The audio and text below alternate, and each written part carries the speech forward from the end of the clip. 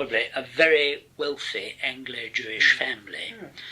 And he knew Alfonso de Zuleta at Oxford, and as a result of his experience, I think, in the First World War, it had led him towards becoming a Catholic, and he became a Catholic, and he based his psychiatry, I think, very much on his beliefs as a Catholic, and therefore one might have supposed he would have had many, the same convictions as John, and yet from things I heard said, I would hazard that he, Eric Strauss, was far too sort of English in his views to find John completely sympathetic.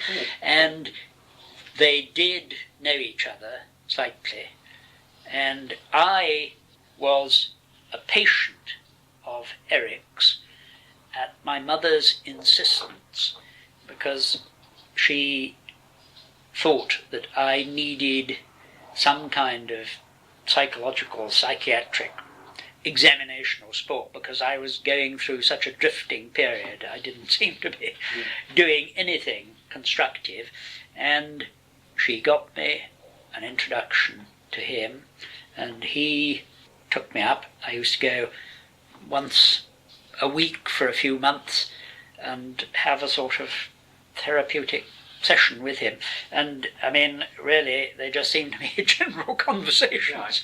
And he made me write my biography, which was probably quite a good exercise, and I got to like him immensely.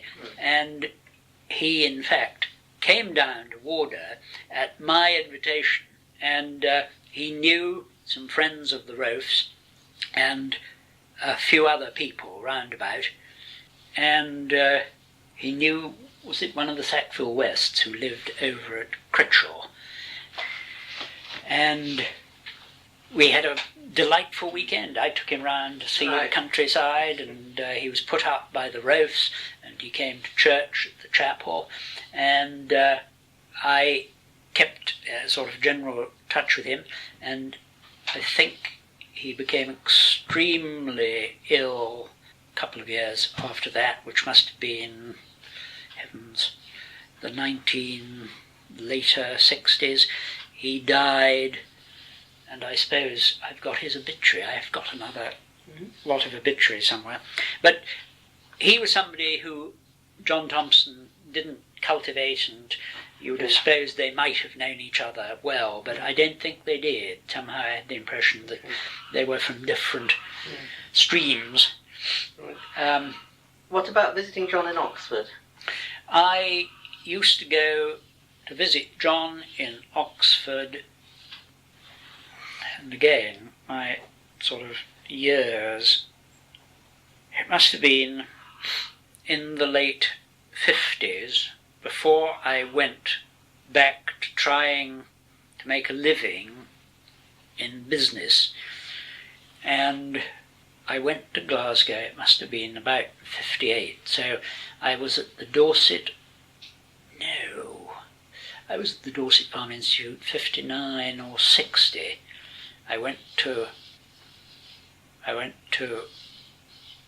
Glasgow for, I should think, 18 months. It seemed more like 2 years. And I think it may have been during odd holidays I took from Glasgow that I went to see John in Oxford. I mean, perhaps there were only 2 or 3 occasions when I did, but they seem to have impressed me so much. They seem rather like a sort of ongoing series of visits. But he gave me the impression, while he was at Oxford, that he was very restless, and he was frustrated, and he, I suppose, was paying in part for Sebastian and Matthias's education, and that his going off to America was really a move to a better income, in a way. But I think he found England slightly stultifying. There are things that he said that give me that impression, that I recall him saying. And there was this, as I told you, this Dominican who he had tremendous respect for, Laurence Bright, and another one, Aelred Squire. Laurence was a scientist, and after he became a Dominican priest, I think did a lot of scriptural and sort of, high-flying sort of theological studying. And I mean, I suppose like all Dominicans, they have to be very Thomistic. Aelred was strictly a historian. Right. He was considered a very, very considerable medievalist. And they were just two of his friends at Oxford who I think made life more bearable for him. And I said to you that I remember him once saying, Laurence Bright is the cleverest Catholic priest in Britain. And Aelred, I think he just found very, very charming and pleasant. I remember having a sort of tea with my sister who went up to Oxford to this thing called St. Clair's Hall, which wasn't a bona fide institution, but they were allowed to attend university lectures, I think. And that would have been one of the last times, possibly, that I saw Aelred.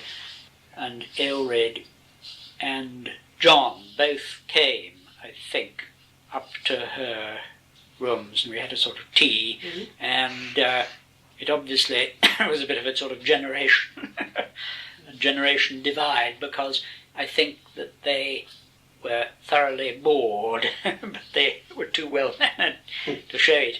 And so, gosh, I haven't forgotten that my sister must have been there in the mid-early 60s. Or am I getting events? I think it quite confused. If it's before John Thompson went to America, it would have to be in the period something like 55 to 56.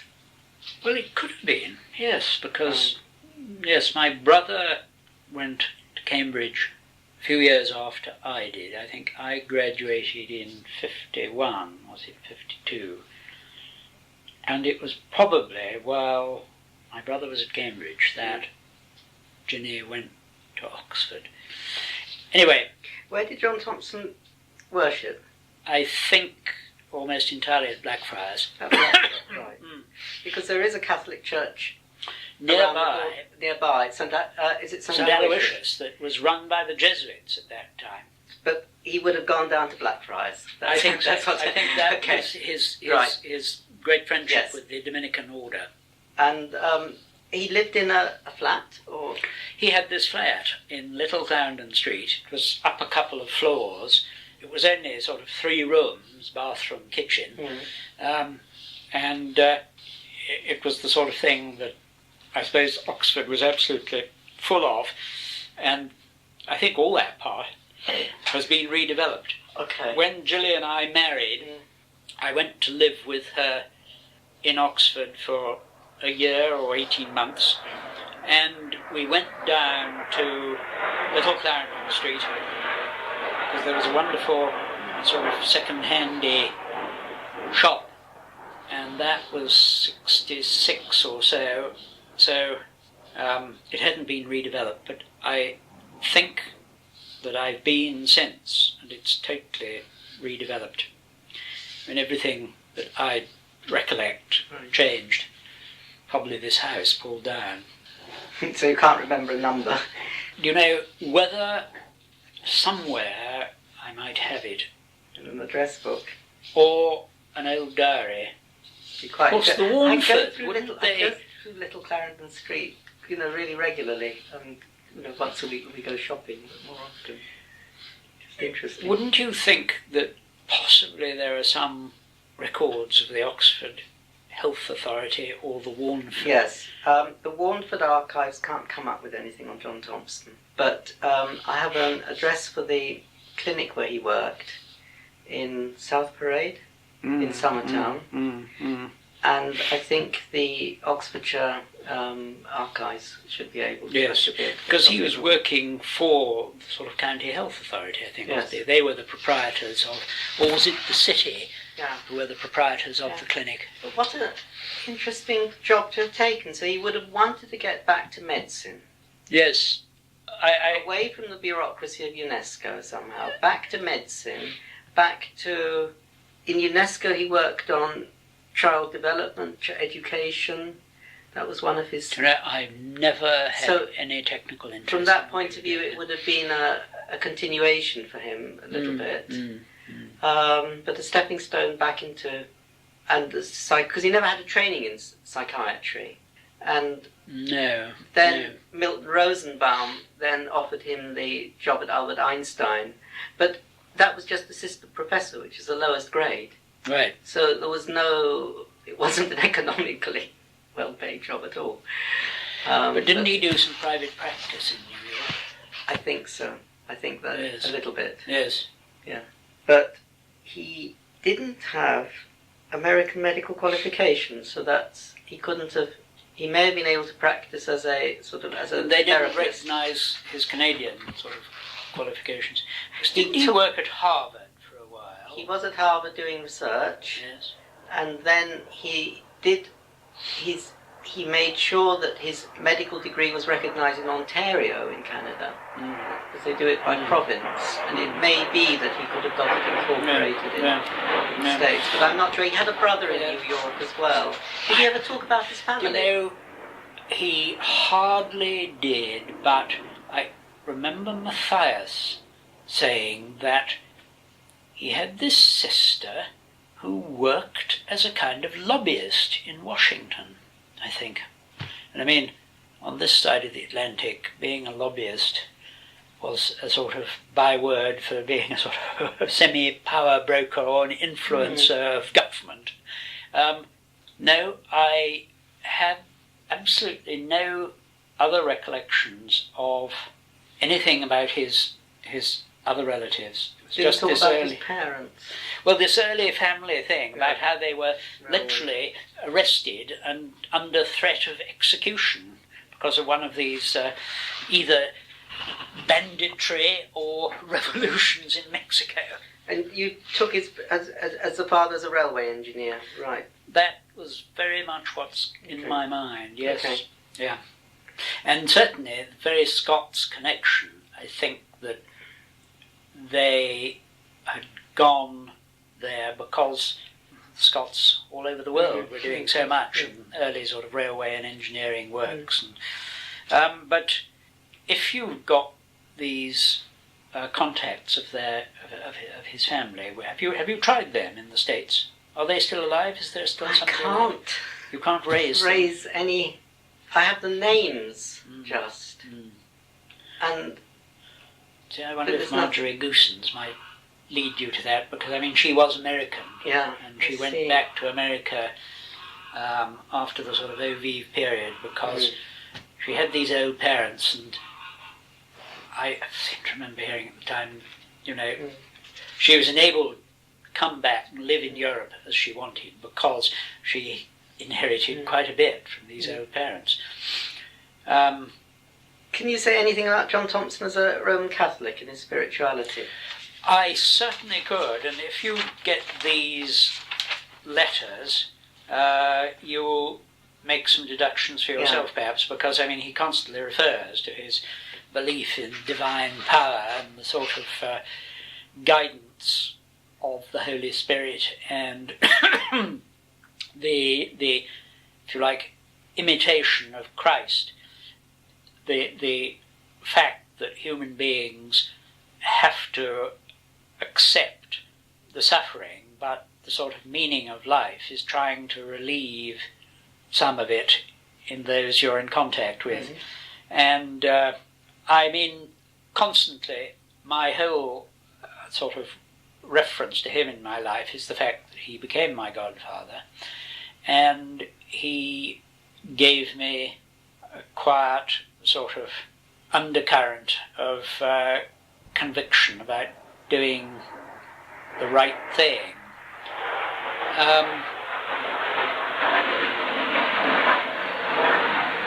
I think that he was just considered too extraordinary by some more conventionally minded religious. I remember him making the remark, I remember retailing it to Father Alfonso, who thought it was rather a joke, but thought at the same time it was slightly shocking, about sex-mad, power-mad clerics. I think that there were some Catholics who thought this was vaguely scandalous. So he had a critical... He had a very, very critical feeling, almost as many perhaps charismatic people do. And I mean, reading or studying about the saints, that they're not easy people because they have perception which is rather disturbing. But he's not an ascetic person, is he? Indeed, not. I think that he would have quoted the sort of example of Christ saying, that while the groom is with the wedding party, we don't fast. We leave that for later. Okay. Necessity may make it. But he was quite reliant on tobacco, I think, as a sort of de-stress thing. And he liked drink. He liked to have a drink. He liked the relaxing social aspect of alcohol. And I remember Sebastian telling me some story about him being slightly tipsy at something. I can't remember any more than that. But the story I told you this morning, how he said that the communists in France, or their sort of attitude was so unbearable, so rude. Somebody, I think it was Sebastian telling me that somebody once corrected his pronunciation, whether it was in French, Spanish, or and he just took absolutely no notice. He persisted in saying it as he wanted, and I can't help feeling that shows that he felt that people had the right to their own sort of their own identity. But he goes on retreat. He knows. Yes. He was a great refugee to monasteries and quiet places. He introduced me to a place I visited several times. I suppose you would call it a retreat, and it had a tremendous impression, made a tremendous impression on me, which was a Cistercian monastery called Mount St. Bernard's in Leicestershire, which he had found or discovered when he went to Oxford.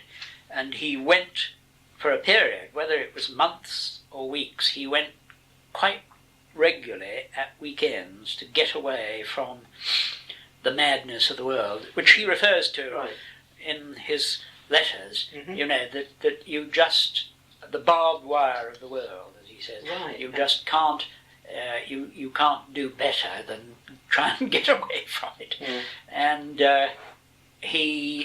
I think sometimes he really took refuge, as I think any religious person would, in sort of the routine of attending devotions, of going to daily mass, which he did at Oxford, I think, very much.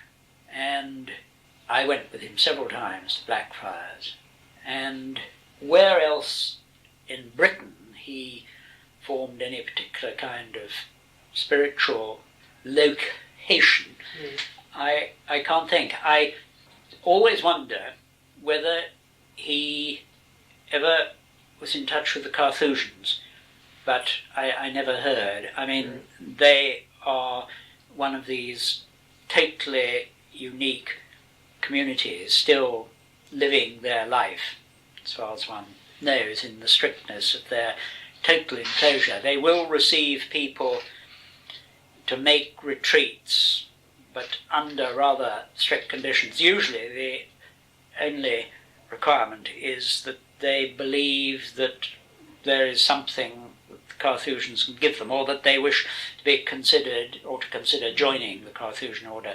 But I mean, I've visited St Hugh's Charterhouse, in Sussex, the only one in Britain, and I haven't done anything except just get the impression of an afternoon's visit. Whether John ever was in touch with them, but the fact that they actually discourage casual visiting. I think the Benedictine tradition were far more amenable to taking people from the world on retreats. In fact, I gather from all I hear that the Carthusians positively discourage it. You had contact in America to Thomas Merton. Of course, Gethsemane. Natasha knew him. Gethsemane? Yeah. I don't know what form that took, but Natasha got to know Thomas Merton, met him several times. Whether John went there, I don't know, but I haven't read all these letters yet, whether it'll come up with something. Right. What about, Natasha Spender spoke of Francis Cornford. That wasn't a family in Cambridge, isn't it? Somewhere that She was close to. She was a name I remember. I don't think I ever met her. And she had a brother who was killed in the Civil War, I think. One of those people of the sort of Spender Warden generation.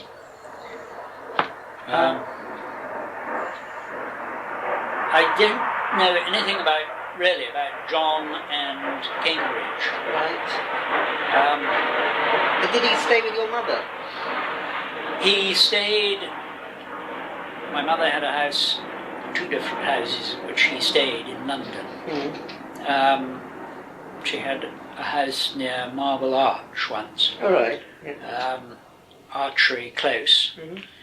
And then she had a house, no, it was the other way around. She had a house in Notting Hill, and that's where I met John, and he came to have lunch with me before my confirmation, and then we came back to have this reception afterwards. And then she moved to this smaller house near Marble Arch, Archery Close. Oh, and then she moved to near Baron's Court. And in fact, it was there that I last saw him, when he had been over to some conference on the continent, I don't know, and had managed to, book himself via London, and saw my mother and probably other friends. And next morning I took him to Heathrow to see him off. That was the last time I ever saw him. That must have been, 65 or something. But you didn't feel it would be a last time? No, I don't think so. I remember I stopped at the sort of terminal to see his actual flight fly off. It was when these new big jets were rather a new thing. No, I don't think I had any sort of premonition. It's this reading of Proof Rock, and there was this sort of, there are one or two indications when he sort of it's as if he feels he's lived his life. This was some of these recordings you heard with somebody. Where was it? You came across in New York, and there are one or two sort of. It is death by drowning, but there is a slight mystery to the whole thing. There isn't anything he would have wanted to have. He was someone who had, I would say, there were times of spiritual turmoil, there were times of depression. Yeah. And it was clearly at that point when he converted and found solace in the Catholic Church. But I think there were a number of later points in life when, again, there were times when he was depressed and he had to look after his own feelings. So, which, in a way, it broadened his sympathy when, in being able to help others, he could understand because he experienced black periods himself. Yes, yes. I was probably just too totally immature and insensitive to sort of realise that side of his nature. I mean, his actual death I never heard, but somebody said something. I think that, why did he go on swimming out to sea, so to speak? He would also have understood about the physiology of respiration. Yes, because he was. It was with the scuba diving, I think. Oh, was it scuba diving? Yes, and it was very shallow as well, apparently, by all accounts.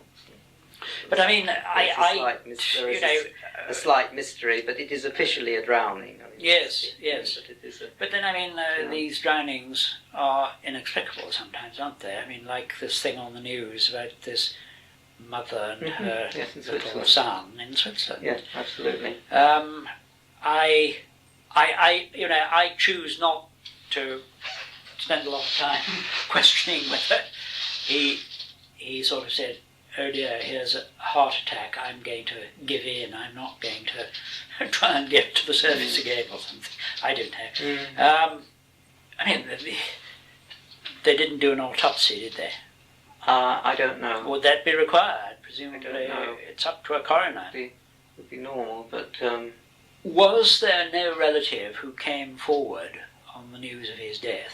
Or Milton Rosenbaum had a near-fatal accident just at the same time. It was absolutely at the same time that Milton nearly died too. Tasha told me something about this. Was it burns? Yes. And one can then speculate in many different ways what the thing. So it was then up to Michael Rosenbaum, to the son, to go to, and again he was, John Thompson was Michael Rosenbaum's godparent, although Jewish actually.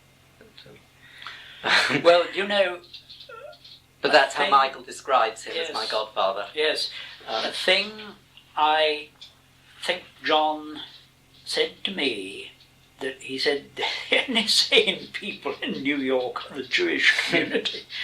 And although the people with the most hope are the Catholics. Oh, right.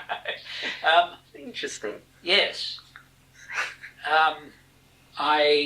That just sort of has come back to me.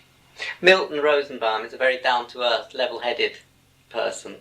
And they felt that they complemented each other. And he was a contemporary of John's. Yes, close friend. And he's still alive. Yes. Immensely. Yes. You've seen him, yes. so you've yes. taxed that sort of side. That's how I... But what about an actual Thompson brother or sister? Didn't they come forward when he died? Well, there was a brother living in New York.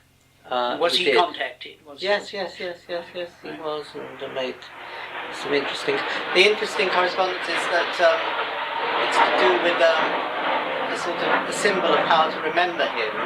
And they said that one of John Thompson's favourite images was Dura's praying hands. Oh, yes. And which again I think is rather meaningful. It of course resonates with Nuremberg, but it is of course, I think the hands were very important. The touch, prayer, contact is interesting. He had a great devotion, as Catholics tend to the Virgin Mary, and in one of these letters he refers to the sort of magic of Eau Vive, which he said you would expect from a place that is dedicated to Our Lady. So, you'll be able to read that. Mm-hmm. And he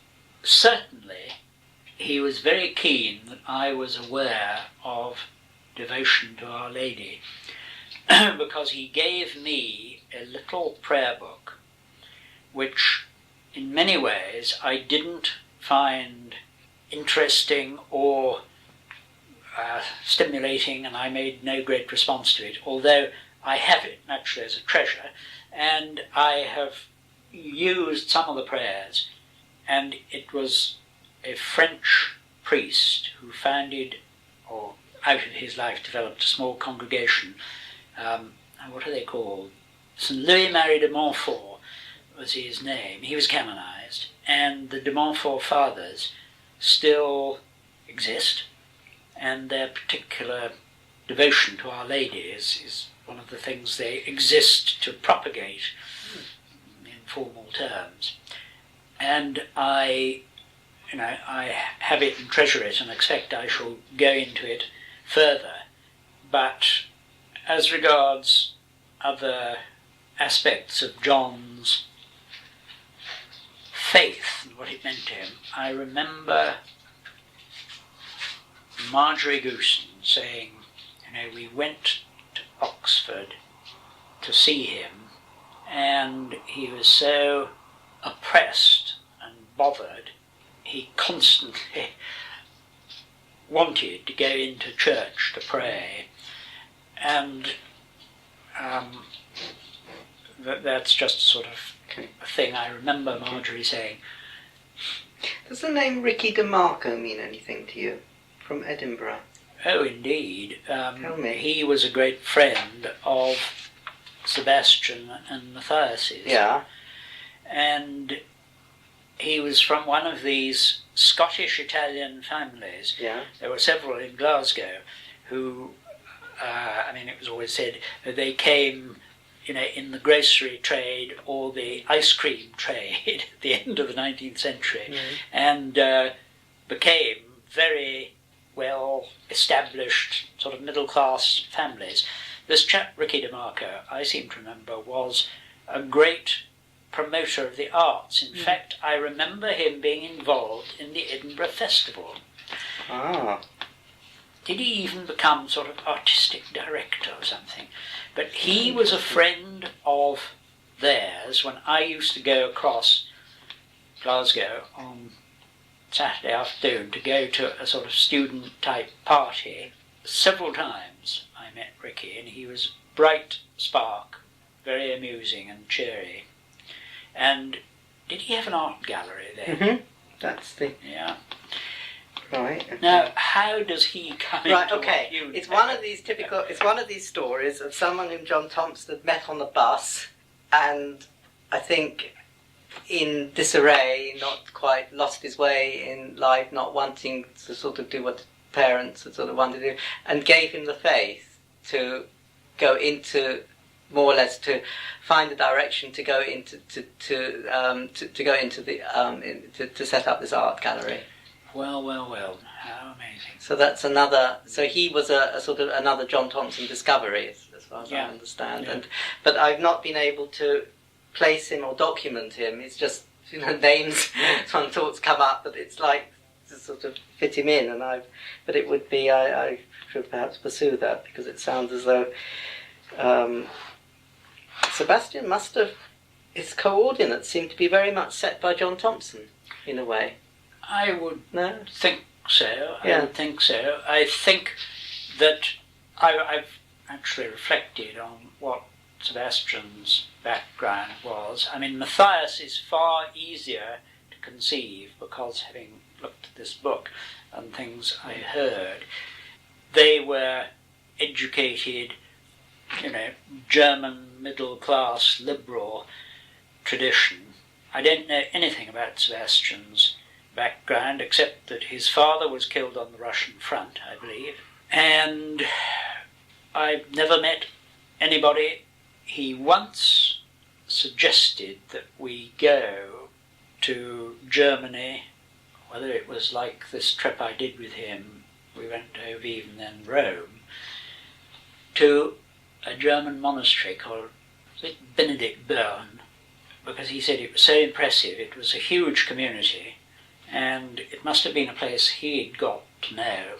And I wonder whether that would have led me into a bit of his background, but for some reason I didn't. Again, it was while I was studying at the Dorset Farm College, and perhaps that would have led me into some contact with his family. I believe he had a brother, and what makes me think that? Well, yes, who's alive. I've corresponded a bit with him. Right, but I mean, the brother feels a bit that, well, he'd lost his brother in a way, and his sort of Sebastian went off to the other side of the world, and I was a bit sort of so he did. Forsaken.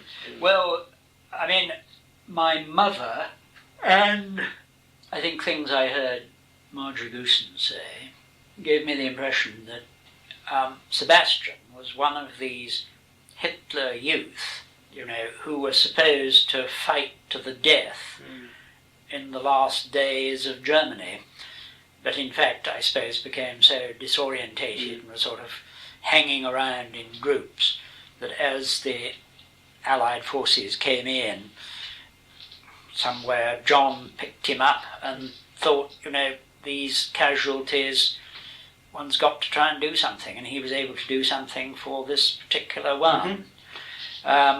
Do you think that went right back to the initial liberation? I must ask Odette, she'll know. I should think it did. I should think quite literally it was in the sort of chaotic days after, because John was then in the Royal Canadian Air Force sort of medical service, and whether he already had been given a job to sort of, start gathering evidence or something, or whether he was actually doing a bit of sort of frontline doctoring, I've never heard.